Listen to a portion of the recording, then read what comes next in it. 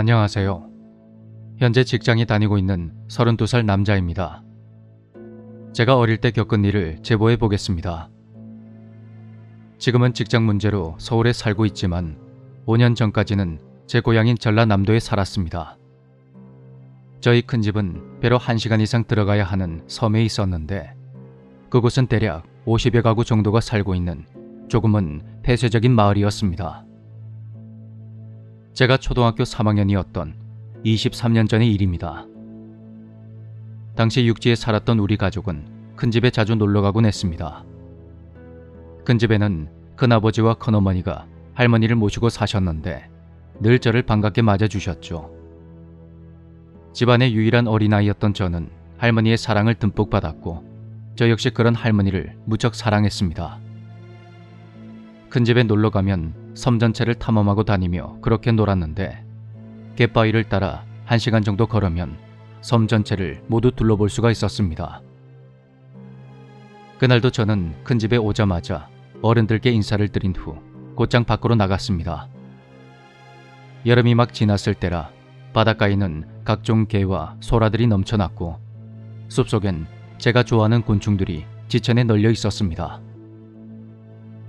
그렇게 저는 섬이라는 하나의 커다란 놀이터에서 곳곳을 누비고 다녔습니다. 그러다가 우연히 숲속에 있는 큰 기와집 하나를 보게 되었는데 꽤 오래되어 보이는 그곳은 민가와는 꽤 먼 곳에 홀로 떨어져 있었습니다. 마을 전체에 50가구가 채 되지 않다 보니 주민들 모두 서로 잘 아는 사이였고 마을의 하나뿐인 어린 아이였던 저는 어른들의 귀여움을 독차지하며 아무 집이나 들어가서 인사를 하고 간식을 얻어먹곤 했습니다. 그래서 저는 이 집 역시 날 반갑게 맞아줄 거라 기대하며 당당하게 안으로 들어갔습니다. 하지만 집안에는 아무도 없었고 사람이 사는 흔적 하나 없이 텅텅 비어 있었습니다. 그때가 저녁 무렵이라 날이 슬슬 어두워지며 집안이 꽤 어두웠지만 너무 어렸던 저는 겁도 없이 집안을 천천히 둘러보기 시작했습니다. 안방문을 열고 들어간 저는 안에서 거대한 나무 하나를 발견했습니다.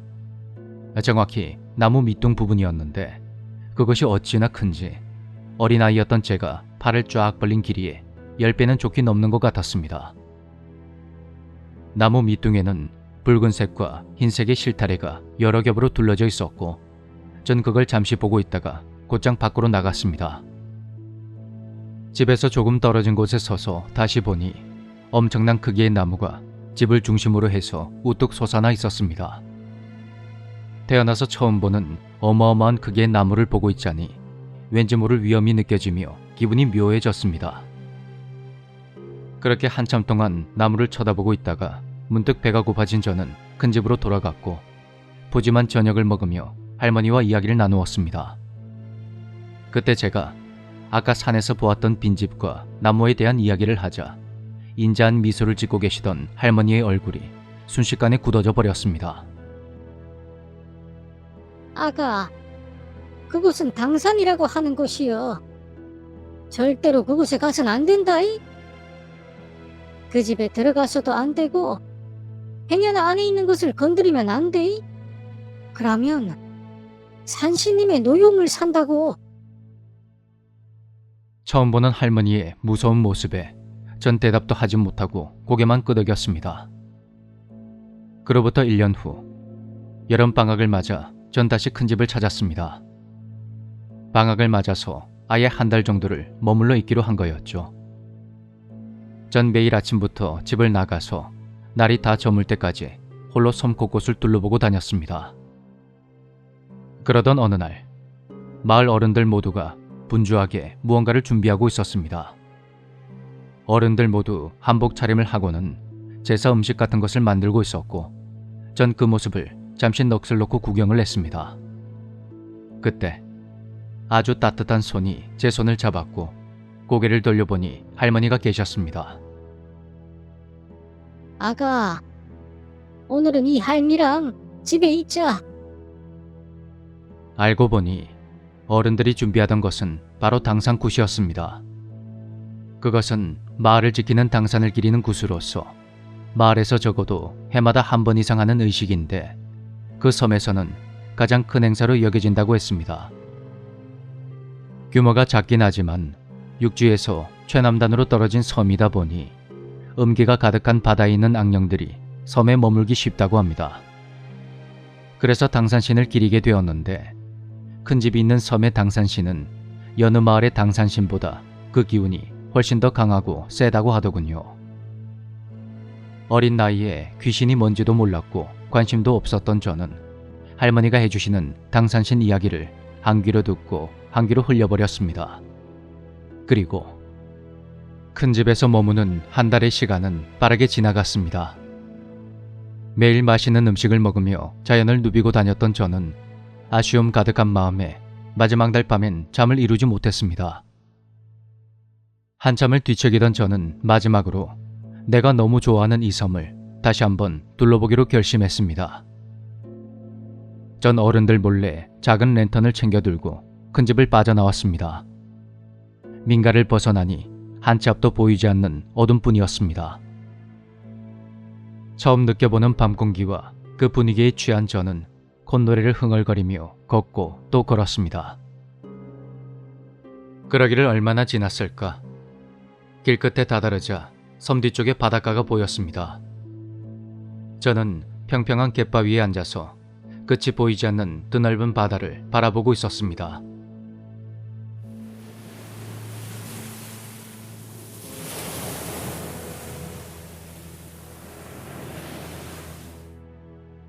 조금은 비릿하고 짭짤한 바다의 향기를 맡으며 파도 소리를 듣고 있자니 뭔가 말로 표현할 수 없는 그런 감정이 밀려왔죠. 그때 비교적 규칙적으로 들려오던 파도 소리에 뭔가 이질감이 느껴지는 다른 소리가 섞여서 들렸습니다.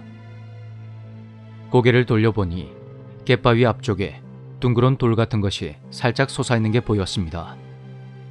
작고 뭉툭한 돌에 해초들이 붙어있는 것 같았는데 주변이 너무 어두워서 그것의 형체를 정확히 알아차릴 수 없었습니다.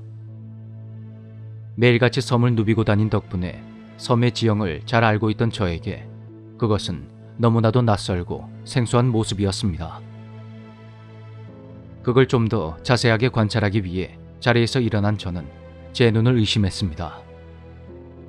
갯바위 너머 바다 쪽에 방금 보았던 그 뭉툭한 돌들이 수십 개가 솟아나 있는 겁니다. 그걸 보는 순간 차가운 소름이 등줄기를 타고 내려갔습니다. 그것은 물가 쪽으로 서서히 다가왔고 전 본능적으로 그것은 사람도 짐승도 아닌 다른 존재라는 걸 알 수 있었습니다. 너무 놀라 비명이 터져나왔고 그러자 그것이 절 향해 완전히 방향을 틀어서 가까이 다가오기 시작했습니다. 잠시 후 물 밖으로 모습을 드러낸 그것은 허리까지 내려오는 긴 산발머리를 하고 있었습니다. 온통 썩어서 문드러진 것 같은 살의 틈으로 하얗게 보이는 뼈가 드러나 있었고 각종 해초와 따개비 같은 것들이 뒤엉켜져 있는 몸에서는 지독한 악취가 풍기고 있었습니다. 저는 굳어버린 다리를 겨우 움직여서 몸을 돌려 그대로 앞을 향해 뛰어갔습니다. 급히 도망치느라 억새 풀밭으로 들어서게 되었고 뛰면서 갯바위에 쓸린 상처들이 억새풀에 찔리며 통증이 느껴졌습니다. 하지만 그 통증보다는 뒤에 있는 존재들에 대한 공포심이 훨씬 더 컸습니다. 저는 무작정 앞으로 뛰고 또 뛰어가다가 잠시 숨을 몰아쉬며 조심스레 뒤를 돌아봤습니다. 아까 봤던 그 괴형체의 기운도 소리도 전혀 느껴지지 않았고 전 그제서야 안도의 한숨을 내쉬었습니다. 랜턴은 이미 잃어버렸고 숲으로 들어서는 바람에 그나마 있던 달빛마저도 가려져서 주변은 그야말로 깊고 깊은 어둠에 잠겨 있었습니다. 지천에 널려있는 귀뚜라미와 풀벌레들의 소리는 뚝 끊겨 있었고 숨막히는 적막감만이 그곳을 감싸고 있었습니다. 그런데 그때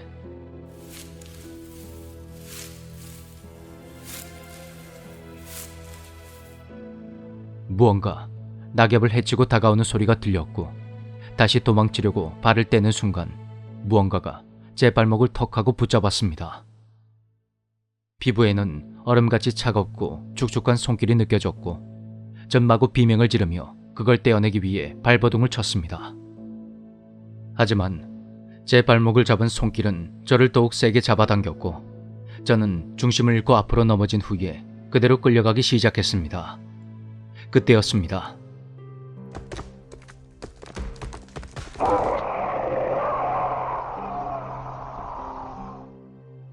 뭔가 묵직한 것이 떨어지는 소리가 들리더니 뒤이어 아주 기괴하고 끔찍한 비명소리가 들려왔습니다.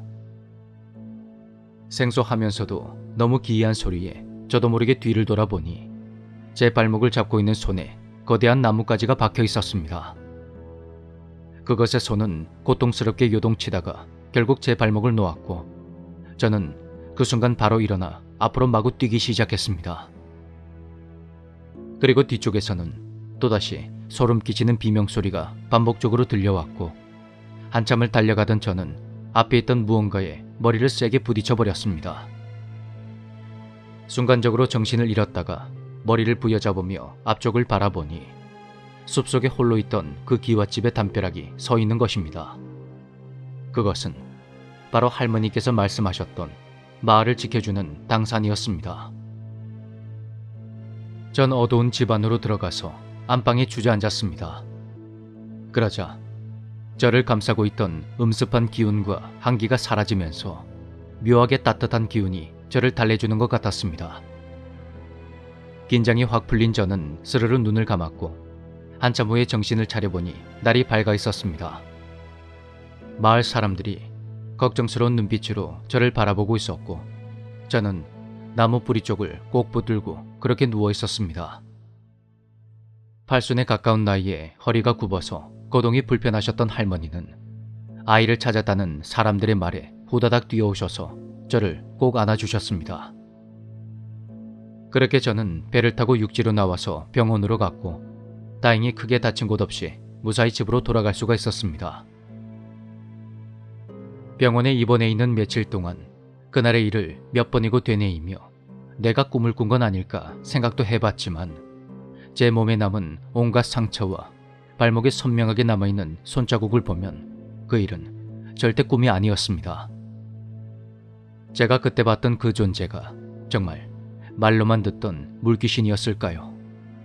그리고 제 발목을 잡던 손을 찍었던 나무, 그건 또 뭐였을까요? 정말로 당산이 저를 지켜주었던 것일까요? 제가 너무도 사랑했던 할머니가 돌아가시고 저도 취직을 하게 되면서 서울로 올라오게 되었습니다. 그래서 이제는 전처럼 큰 집에 자주 가진 않게 되었습니다만 전 종종 먼 산을 바라보며 마음속으로 늘 당산에게 감사의 마음을 전하곤 합니다.